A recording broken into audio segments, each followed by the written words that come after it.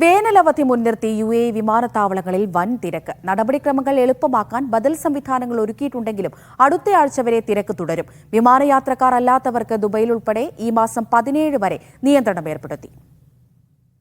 UAEയിൽ സ്കൂളുകൾ അടച്ചതോടെ എല്ലാ സെക്ടറുകളിലേക്കും നല്ല തിരക്കാണ് അനുഭവപ്പെടുന്നത്. വിമാനയാത്രാ നിരക്ക് ഗണ്യമായി ഉയർന്നിട്ടും വിവിധ രാജ്യങ്ങളിലേക്ക് പോകുന്ന പ്രവാസി കുടുംബങ്ങളുടെ എണ്ണത്തിൽ കുറവൊന്നുമില്ല. ദുബൈ, അബുദാബി, ഷാർജ വിമാനത്താവളങ്ങളിലാണ് തിരക്ക് കൂടുതൽ.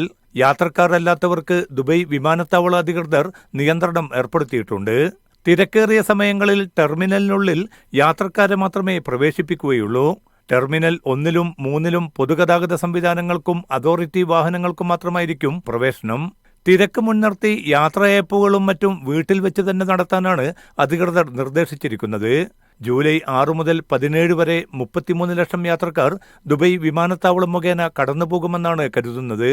ഇതിൽ 9 ലക്ഷത്തിന് മുകളിൽ യാത്രക്കാരും ദുബൈയിൽ നിന്ന് പുറപ്പെടുന്നവരാണ്.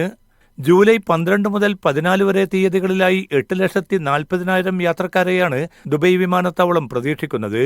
ജൂലൈ 13-നായിരിക്കും ഏറ്റവും തിരക്കേറിയ ദിവസം. അതേസമയം യാത്രക്കാർ 4 മണിക്കൂർ മുമ്പെങ്കിലും വിമാനത്താവളത്തിൽ എത്തിച്ചേരണമെന്ന് വിവിധ വിമാന കമ്പനി അധികൃതർ അറിയിച്ചു. Media 1 Dubai.